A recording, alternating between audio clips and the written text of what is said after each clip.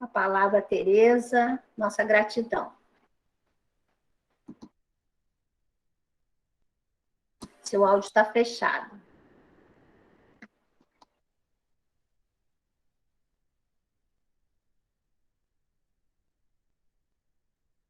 Desculpa.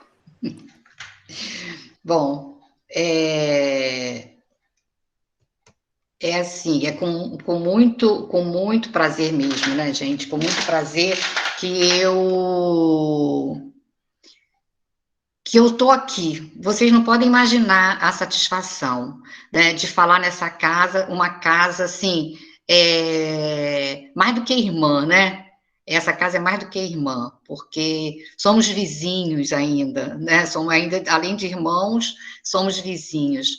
E quando fala assim, celebrando o 106º aniversário do centro. Gente, a gente pensar em 106 anos, para nós ainda, né, que encarnamos aqui, é muito, né? É muito. Para a espiritualidade é pouco, é um piscar de olhos, né? Mas para nós é muito. E, assim, um trabalho lindo que a casa sempre fez, que a luta que sabemos que toda casa tem, né? E continuar com esse trabalho. Então, eu só me sinto, assim, muito, muito agradecida por vocês me convidarem. Hoje, né, nós vamos conversar sobre um tema que está no Evangelho, e eu espero que realmente acrescente, né, algo no nosso coração, né, nos nossos aprendizados, né, e que esses aprendizados possam realmente serem úteis na nossa caminhada, né? Bem, agora eu aqui no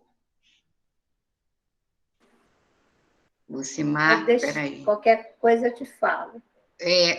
Tá, deixa eu ficar calma.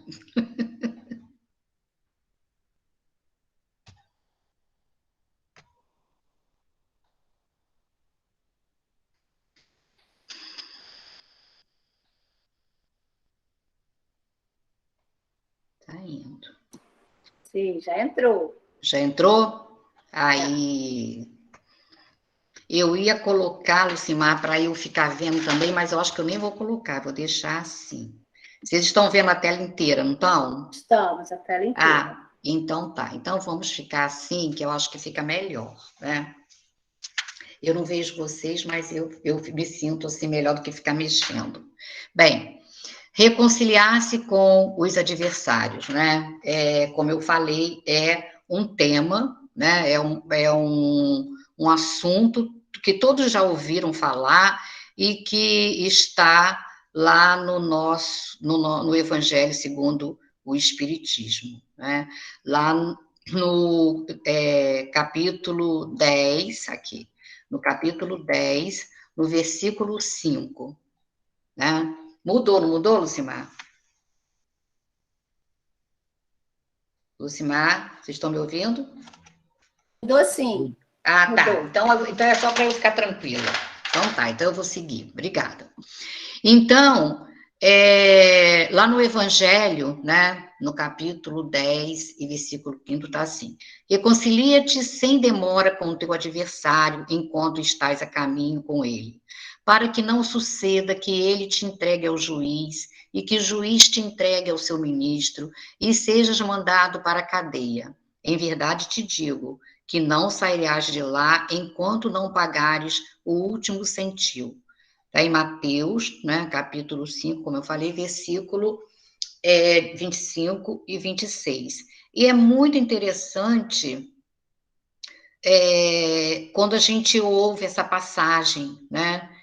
Jesus contando, né? Foi quando Jesus estava no monte, faz parte lá do Sermão do Monte, né? E Jesus contando todas aquelas histórias e parábolas junto com as bem-aventuranças. E a gente fica pensando, como é atual, né? Tem mais de 2000 anos, mas é muito atual, né? É uma coisa que a gente tem que ficar pensando nisso, como todas as histórias e parábolas, mesmo sendo culturas diferentes, que a gente tem que pesquisar e tudo, elas são sempre muito atuais, né? Não envelhecem, né? São atemporais, na verdade, né? Bom, então, reconciliar, né? Reconciliar, a gente sempre vê que... O que seria reconciliar-se? Reconciliar-se seria a gente buscar a paz, estabelecer a paz, a harmonia. Estabelecer harmonia. Olha, né? Então, estabelecer harmonia é um ensinamento de Jesus e é uma coisa que ele veio nos ensinar que Deus quer de todos nós, né? Que reconciliemos, e reconciliemos com o adversário, né? Que seria o quê?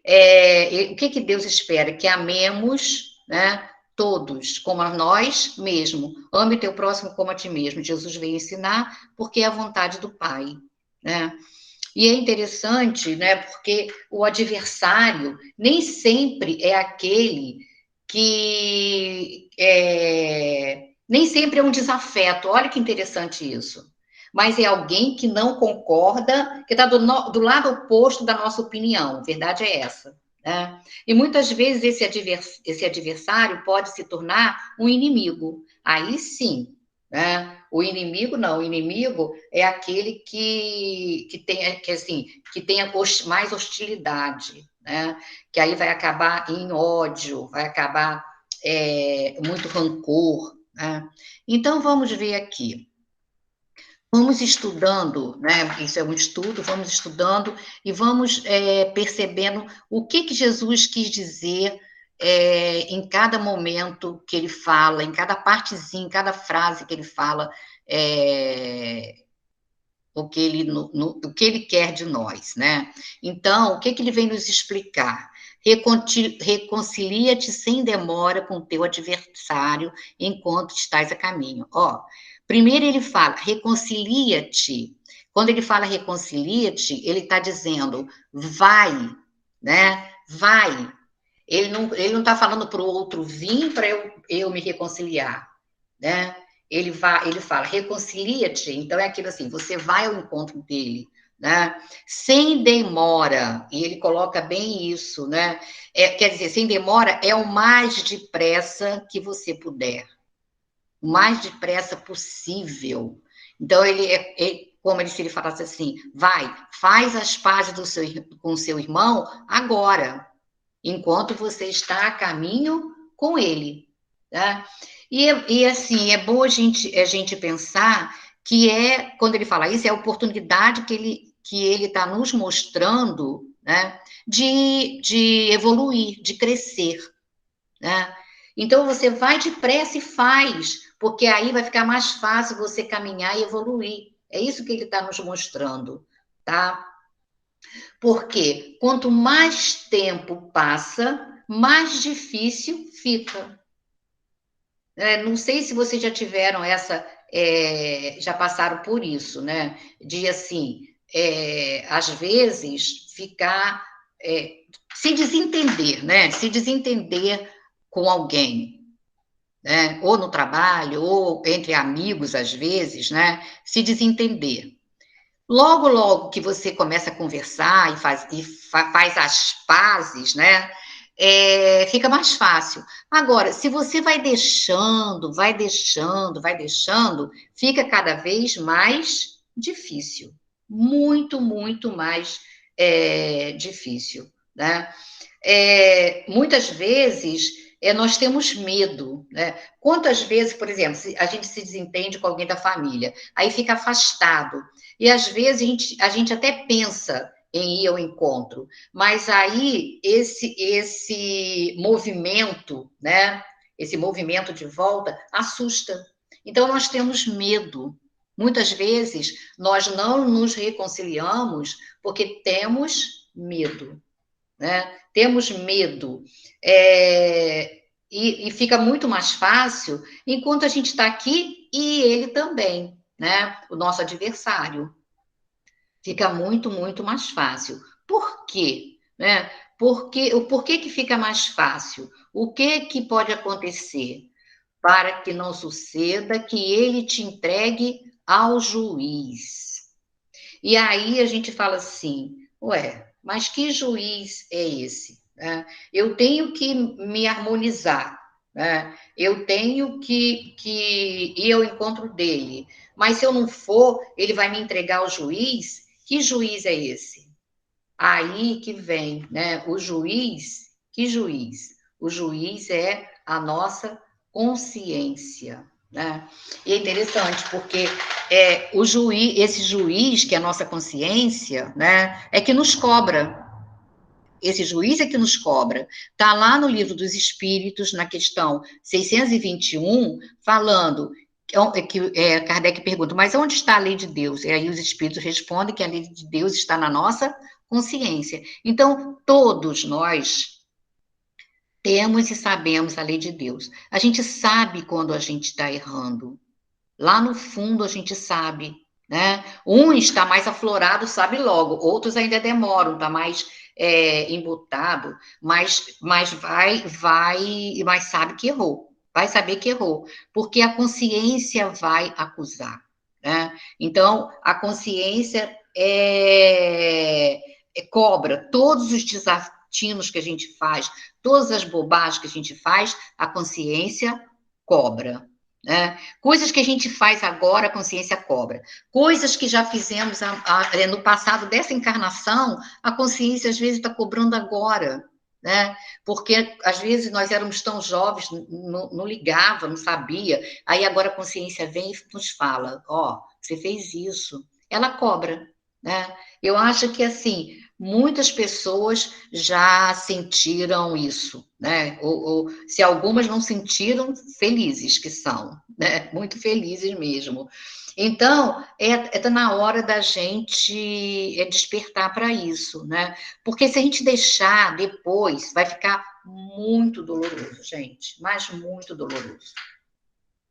Porque a gente sabe que nós vamos ter que prestar contas à lei, né? Ora, que lei? A lei está na nossa consciência, ela nos acusa que nós erramos. Se a gente não liga, a gente vai ter que prestar conta. E aí, o que acontece? Ele vai falar, e que o juiz te entregue ao seu ministro. Ó, vai ficar na nossa consciência, né? A consciência nos cobra. Vai ser doloroso, pode ser muito doloroso se a gente demorar muito, né? E o que vai acontecer? Quando eu não reconcilio, né? Eu não estou desatando aqueles nós que eu dei.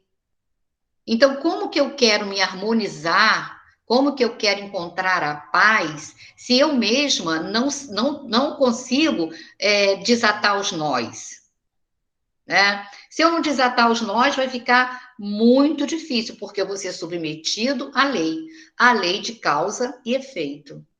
Que a gente sabe que é a lei da natureza, né?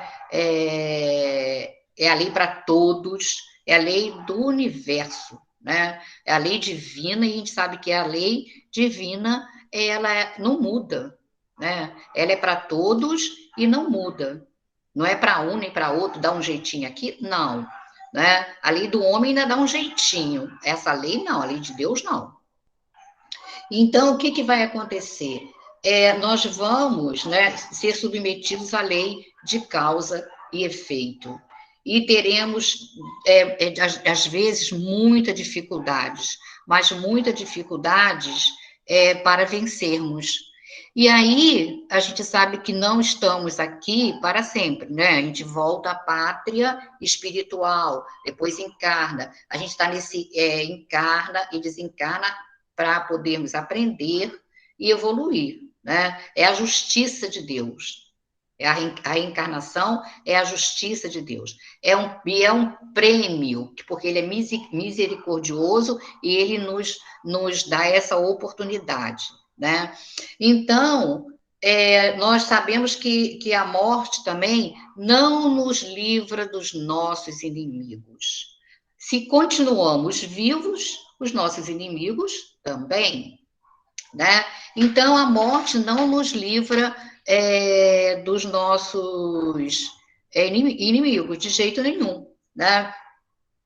Então, quando ou desencarnados ou encarnados, nós temos inimigos, às vezes, vingativos. Porque quando Jesus fala, reconcilia-te sem demora com o teu adversário, reconciliar pode ser uma desavença, às vezes, né? Muitas vezes, assim, vou falar banal, né? Porque pode ser coisas muito rancorosas, de ódio, né? De desejar a morte. Tem esses estágios todos, mas é do estágio mais simples ao mais complicado, complexo, a gente a gente tem que reconciliar, porque a gente vai ser entregue ao ministro, e esse ministro é isso, né? A gente vai desencarnar, né? Os nossos irmãos, eles vão nos perseguir, né? Eles são vingativos, vocês podem... A gente, por exemplo, a gente sabe que eles sentem tanto ódio e que esse ódio vai além túmulo, né? Vai além túmulo. Tem coisas que ficam, às vezes, séculos, até milênios, para esses nós serem desatados, né? Por isso que reconcilia-te enquanto está a caminho, é um dos conselhos mais sábios, né, que a gente pode ter recebido do mestre. Todos são, mas esse, a gente pensar, é muito sábio, né? Muito sábio. Jesus foi muito bondoso nos dando esse conselho, tá? E aí, quando a gente está no além túmulo, né, na erraticidade, os espíritos inimigos, eles podem até nos encontrar, mas é mais difícil. E aí o que acontece? Eles falam e que o juiz te entregue ao seu ministro e sejas mandado para a cadeia. O que seria essa cadeia? Nós reencarnarmos de novo, né? O corpo seria essa cadeia em que a gente sabe que o espírito está retido no corpo, né? Mesmo que ele se expanda, mesmo quando estamos dormindo, ele voe, né? Vamos botar assim, voe a outros planos, mas ele está retido, ele está aqui, né? Preso, o corpo seria a cadeia. E é muito interessante também a gente pensar que a gente no corpo, né, se a gente está encerrado assim nesse corpo físico, né, nós ficamos menos livres. E se ficamos menos livres, é muito mais fácil para os nossos inimigos nos acharem e nos atormentarem. É muito mais fácil, né? Então, a gente sabe, assim, de muitos casos mesmo, né? De irmãos que... inimigos, né? Inimigos, assim, de muitas décadas, séculos e até milênios, que querem muita vingança, que querem vingança mesmo. Então, eles atormentam, né? O espírito encarnado, e se esse irmão não estiver preparado, o que vai acontecer? Ele vai ficar obsidiado.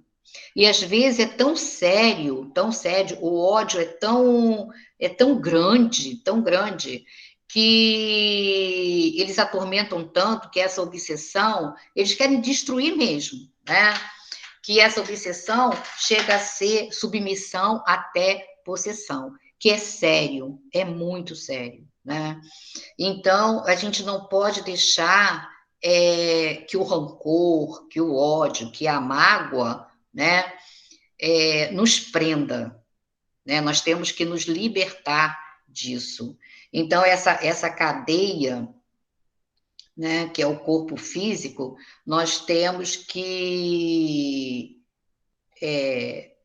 entender, né, que nós estamos aqui e é a oportunidade de repararmos tudo que devemos. É a oportunidade. Porque enquanto a gente não conseguir, nós não teremos harmonia, nós não teremos paz, né? Não teremos mesmo.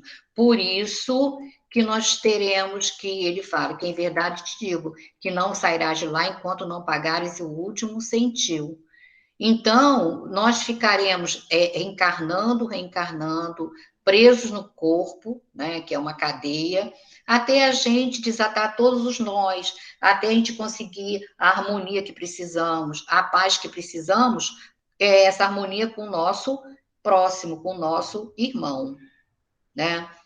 Então, Jesus, o que ele quer dizer? Ele quer dizer assim, que temos que perdoar, né? É o perdão, o perdão das ofensas, que pode ser uma ofensa pequena, mas também pode ser uma coisa muito grande, né? Muito grande.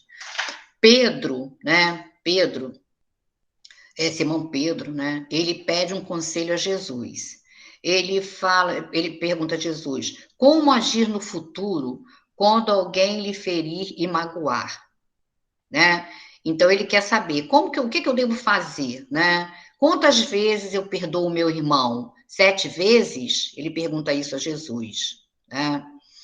E aí é interessante ver quando ele coloca quantas vezes eu perdoo meu irmão, 7 vezes, é interessante de ver que Simão Pedro, ele já identificava, né, nos companheiros de jornada, né, até aqueles em que ele teria que perdoar, né, que ofenderam, ele considerava irmão, quando ele fala isso. Isso é muito lindo a gente pensar nisso, né? Quando ele coloca isso. Quantas vezes perdoarei meu irmão? 7 vezes? Aí, porque nós hoje, né? Isso foi há 2000 anos, mais de 2000 anos. E até hoje, às vezes, muitas vezes, nós não conseguimos ver o outro como irmão, né? Não conseguimos, nem aqueles, às vezes, que a gente não tem rancor, nunca discutiu, não tem ofensa nenhuma, mas a gente não consegue ver como irmão. A gente, às vezes, consegue ver com o irmão só aquele que está muito próximo, né? A família, às vezes nem alguns da família, né? E Simão Pedro, ele já via isso, ele já sentia isso, todos como irmão, né? E isso é muito bonito da gente ver para aprender, né? Então, Jesus, o que Jesus vai dizer para Simão Pedro? Não te digo que até 7 vezes, mas até 70 vezes 7 vezes. É como se fosse assim, quantas vezes for preciso, Pedro. É como se Jesus falasse isso, né? Não 7 vezes, mas 70 vezes 7 vezes. Quer dizer, quantas vezes forem precisos, né? Aí Jesus, o que Jesus está ensinando? Jesus está ensinando que quando pensamos, né, estar no limite, né, no limite assim, do que podemos fazer para perdoar alguém, esse limite se alarga. Às vezes a gente está quase perdendo a paciência. Não quer, vira as costas e vou embora? Não. O que Jesus ensina com isso? Que esse limite, ele se alarga, né? Ele se alarga, ele se expande, ele vai se expandindo e porque nós somos tocados o quê? Pela compreensão. A gente começa a compreender o outro, né? A gente começa a compreender o outro, a gente vai perdoar, né? É como assim, perdoar estivesse ligado a compreender o outro, porque o outro erra, as limitações do outro. A gente sabe que o outro é irmão, e se o outro fez errado, a gente tem que compreender, né? Porque às vezes ele ainda não entendeu o que se passa, ele não sabe o que fazer, então a gente tem que entender. Ainda é difícil, né? Ainda é difícil, porque nós também erramos tanto, nós também somos limitados, nós também somos imperfeitos, nós temos as mesmas imperfeições do outro, né? Mas é difícil, mas Jesus nos ensina que não é impossível, né? Não é impossível. Nós podemos, sim, nós podemos ir à direção do outro, compreendendo o que se passa com o outro. Porque muitas desavenças, né, a gente vê, é porque a gente não entende, não compreende o outro, né? Bom, então, gente, a psiconeuroimunologia moderna, expressão do conhecimento científico, tem investigado em campo experimental as relações de causa e efeito entre mente e o metabolismo hormonal. Olha, nós estamos falando do físico, né? Do físico e da mente. Então, por isso que é psiconeuroimunologia, né? Porque é mente, né? Psico, e o metabolismo hormonal, que é o físico, né? E a gente sabe que o hormônio, hoje, ele que faz com que todo o corpo funcione, tem hormônio para qualquer funcionamento do corpo, né? Então, ele chegou-se à conclusão de que posturas mentais de mágoa e ódio, se muito prolongados, afetam o sistema imunológico, reduzindo as defesas e precipitando enfermidades graves, né? Então, olha, que coisa séria. E isso é um conhecimento científico, né? Já no campo, é claro que ainda está investigando, ainda está no campo experimental, mas é certo isso, a gente já sabe que acontece, né? As imagens que se fazem do cérebro, quando a pessoa está em paz, quando a pessoa está com ódio, como é diferente a imagem, né? Então, a gente sabe que isso realmente acontece. Então, essas posturas de mágoa, de ódio, de raiva, se é muito prolongado, vai trazer enfermidades, né? Vai trazer enfermidade. Então, é como se nós tomássemos veneno querendo que o outro morra. É isso, mais ou menos, né? Quando a gente sente mágoa e ódio, é mal para quem está sentindo. Então, é como se, eu quero que o outro morra, então eu vou e sinto mágoa e ódio. Eu que estou tomando veneno? Não, né? Então, a gente tem que sempre lembrar assim, que o perdão, né, é a terapia da alma. O perdão uma terapia libertadora, né? O perdão é essa terapia libertadora. Então, eu tenho que parar de tomar veneno querendo que o outro morra, porque só vai fazer mal para mim mesma, né? Só vai fazer mal para mim, não vai fazer mal para mais ninguém. E é isso que a gente tem que saber, né? Bom, vamos continuando.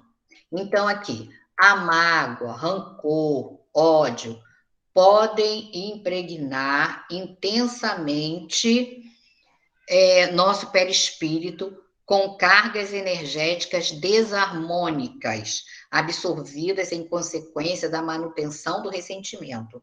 Olha isso, né? Aí já saiu dali do físico, já passou para o perispírito, né? E a gente sabe que a doença vem lá do perispírito, o perispírito fica doente, e aí o físico fica também, claro, né? Então, vai impregnar o nosso perispírito com cargas energéticas desarmônicas, né? Então, isso tudo por causa da gente ficar mantendo, dessa manutenção, né, do ressentimento. E eu achei tão interessante a consequência da manutenção. É como se você ficasse ali, olha, gostando daquilo que você está sentindo e alimentando, né? Alimentando o ressentimento. É aquela história dos dois lobos, né? Que o neto pergunta para o avô. Aí, que tem um lobo com muita raiva e o outro é muito... Um que só faz coisas erradas, né? Que odeia, que tem raiva, que não tem paciência, e o outro não, né? O outro procura fazer as coisas todas boas, certas. E aí o neto pergunta, vô, que lobo que vence? Né? O que o avô fala que ele tem esses dois lobos dentro dele. Aí ele fala, aquele que eu alimentar. Então, se eu faço a manutenção desse ressentimento, eu vou continuar com mágoa, rancor, ódio, né? Porque eu estou alimentando isso. Então, tais estados de espírito influenciam o corpo físico, chegando mesmo a impedir a liberação de fatores antitumorais, né? Porque a gente sabe que o corpo todo, ele é muito, é harmonia, né? Tudo que Jesus fez e faz é muito harmonioso. Então, o que a gente faz? A gente vai impedir a liberação de fatores antitumorais, predispondo o organismo a desenvolvimento de neoplasias malignas, né? Então, quantas vezes a gente sabe que as pessoas, às vezes, que passam, ficam naquela mágoa, acaba com um tumor, né? A gente sabe de quantas histórias, por isso, né? Nós é que alimentamos isso, nós é que ficamos doentes por nós mesmos, né? Então, a gente, né, tem assim, que vê Jesus, né, como assim, sabe aquele querido médico das almas? Aquele médico que sabia tudo, né? Jesus já sabia quando ele fala, reconcilia-te com o teu adversário, enquanto estás a caminho, ele já sabia, né? Ele já sabia tudo, tudo. Quais eram as consequências de você ficar sentindo mágoa, rancor, raiva, ódio, né? Então, isso não trabalhado, né? Porque o perdão, se você perdoar, é uma profilaxia, né? Você perdoa, aí você vai ficando curado. É uma profilaxia, né? Então, eu vou ler aqui no Consolador, que eu achei tão interessante, né? Emmanuel, tudo que Emmanuel fala, né, é muito esclarecedor e muito bom para a gente, né? Perguntam: perdoar e não perdoar significa absorver e condenar? Ó, perdoar e não perdoar significa absorver e não perdoar? Aí ele coloca: nas mais expressivas lições de Jesus, não existem propriamente as condenações implícitas ao sofrimento eterno, como quiseram os inventores de um inferno mitológico, né? Então, aqui ele está perguntando: será que se eu perdoar ou não perdoar, se eu perdoar, eu vou ser absolvido? Se eu não perdoar, eu vou ser condenado? Né? Eu vou para o inferno? Né? Então, os ensinos, né, evangélicos referem-se ao perdão ou à sua ausência. Ou a gente perdoa ou não perdoa, né? Não é que, se eu perdoar, eu vou para o céu, se não perdoar, eu vou para o inferno. Não, né? Então, eu achei isso muito interessante. E ele ainda continua: que se faz ao mal devedor a quem já se tolerou muitas vezes, né? Aquele mal devedor que a gente vai tolerando. Não havendo mais soluções para as dívidas que se multiplicam, esse homem é obrigado a pagar, né? E vai pagar até o último centavo, né? Então, não tem isso de ir para o inferno ou não, né? Então, a gente tem uma outra explicação aqui, ó. A vivência plena do perdão é uma atitude evangélica perfeitamente compatível com os conhecimentos da ciência atual. E o Evangelho do Cristo, em seu aspecto renovador do comportamento humano, é ciência pura, despida de pieguismo ou conotações místicas, né? É o que a gente coloca. O evangelho é despido, né, dessa conotação mística, de alguns pieguismos. Uma das coisas que a gente pode colocar é essa, né? Você não perdoa, vai para o inferno. Perdoa, vai para o céu. Não. Às vezes a gente tem coisas que a gente tem que, como eu falei lá atrás, desfazer e desatando os nós. A gente tem que buscar essa harmonia, né? Que também não é assim, de hoje para amanhã, gente. Porque às vezes a gente deixa chegar num ponto que demorou tanto, né? Que a gente tem que ter um pouco de paciência para ir dissolvendo, né? É como ele fala, é como a gente coloca, né? A mágoa, essa mágoa que é prolongada, que traz a doença, a gente precisa trabalhar ela, né? Fazer perdoar, porque essa profilaxia que eu falei, né? De desfazendo, né? E desfazendo, né? Então, essa medicina, o que a medicina hoje, né, nos fala é isso, né, do perdão. Eu falo que, e a gente lê em vários textos, né, dizendo assim, que hoje, né, tinha que começar hoje, né, mas alguns médicos já fazem isso. A medicina vai recomendar, né, a medicina vai recomendar o perdão. É muito interessante isso, porque tem médicos que ouvem a nossa história, ouve, então ele sabe o que está nos causando mal, o que nos está fazendo ficar doente, né? Então, qualquer hora o médico vai passar assim na receita o remédio, não vai deixar de ter o remédio, né? Claro. Vai passar o remédio e vai colocar assim, recomendado o perdão, né? Para quê? Para a gente poder ficar bom, com mais saúde, né? E é isso que a gente tem que fazer, né, gente? Vamos ver que é assim que a gente tem que fazer, tá? Bom, deixa eu ver aqui. Tem um outro texto que eu trouxe, né? Mas deixa eu colocar aqui de uma vez, deixa eu passar aqui, deixa eu ler de Emmanuel também, só que agora não é do Consolador, não, agora é do Vinha de Luz, né? Porque é muito interessante quando Emmanuel fala assim, ó, não te cristalizes, pois, em falsas noções que já te prejudicaram o dia de ontem.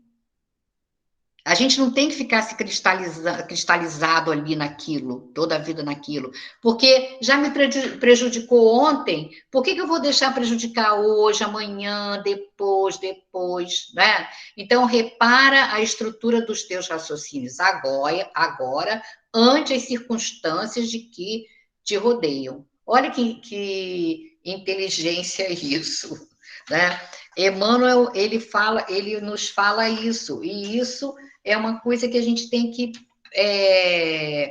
pensar muito. Por que eu tenho que ficar alimentando, me martirizando por coisas de ontem que me fizeram mal? Não, ontem foi ontem. Hoje é outro dia, um novo dia, né? Quando Santo Agostinho pede para toda noite, né, repassarmos tudo aquilo que fizemos, é para isso, é para a gente ver aquilo que nos fez mal, né, aquilo que nos fez mal, para não fazermos mais, não é ficar alimentando sempre aquilo. No dia seguinte, tentar fazer coisas novas, né? Se abagoamos alguém, pedir desculpa, tudo na mesma hora, né? Então, é o que acontece, né?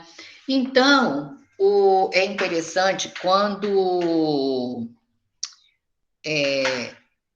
a gente vê isso, a gente tem que aprender, né? Aprender o quê? A olhar o nosso adversário com outros olhos, né? Com outros olhos. E olha o que Emmanuel nos fala lá no texto 41 do Vinha de Luz. Ele fala assim, quer ver? Eu não vou ler todo, não, só vou ler uns pedaços. O problema do inimigo sempre merece estudos mais acurados. Quando a gente tem que entender o inimigo, né? Que Jesus fala lá com Pedro, quando aconselha Pedro perdoar nem 7 vezes, mas 70 vezes 7 vezes, é por isso. Ninguém poderá aderir de pronto à completa união com o adversário do dia para o outro, né? É o que eu falei, é devagar, não é de uma hora para outra. Como Jesus não pôde rir-se com os perseguidores no martírio do Calvário, né? Então, nem Jesus, Jesus não quer que a gente vá fazer as pazes logo, né? E que fique sorrindo, feliz logo, porque nem ele sorriu naquela caminhada do martírio até o Calvário, ele não sorriu, né? Ele não sorriu, mas quando chegou lá pregado na cruz, o que ele pediu ao Pai?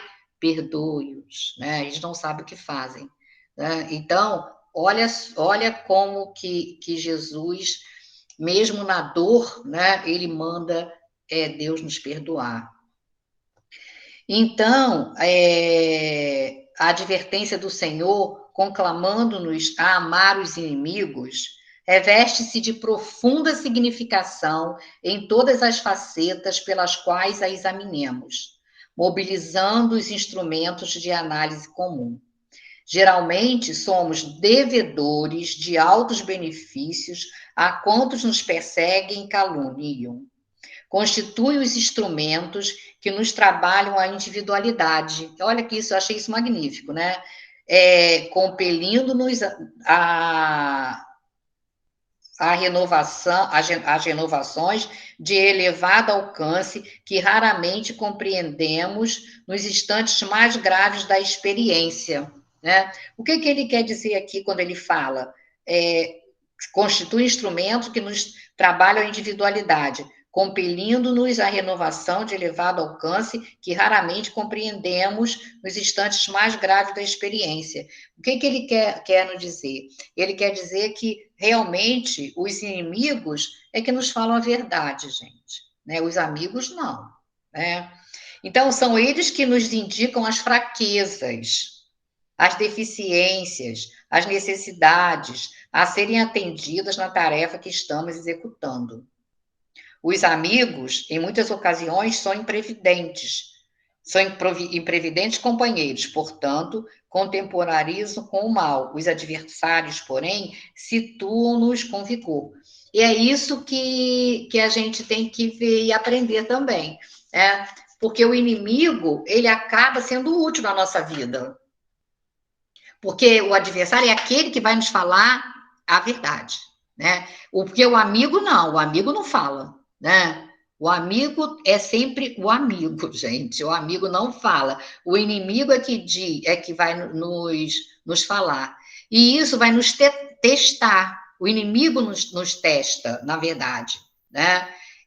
O objetivo do inimigo é nos instruir, né? É ser aquela ferramenta que vai nos mostrar como nós somos ainda, realmente. Como eu sou, né? Como eu sou, meu interior, como eu sou, né? E se nós formos testados, se nós não formos testados nunca, nós nunca sairemos da nossa zona de conforto. Pensem bem, o nosso inimigo é que nos mostra a ferida, é o dedo na ferida, né? Se a gente não tem o dedo do inimigo na ferida, a gente não sabe que tem ferida, então a gente não vai cuidar dela, né? Então, é isso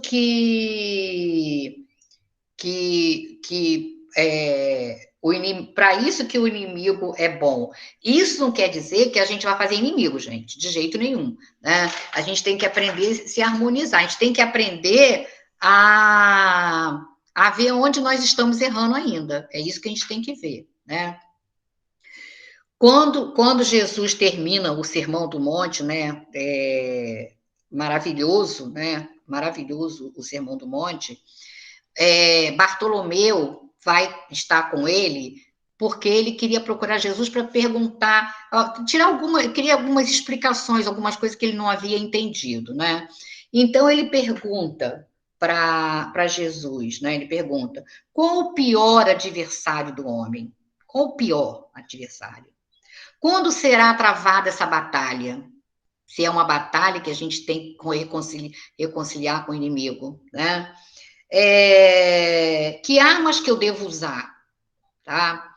Aí Jesus respondeu, né? O pior adversário impiedoso é o egoísmo, a avareza, o ódio. Olha, a batalha será travada dentro de cada um. Então, além de todos os inimigos que eu falei até agora, que Jesus coloca, né, vai reconciliar com ele enquanto está a caminho, ainda temos esse inimigo que está em nós mesmos, que nós temos que lutar contra essas coisas todas, contra o egoísmo, a avareza, o ódio, todos esses vícios que existem dentro de nós, né?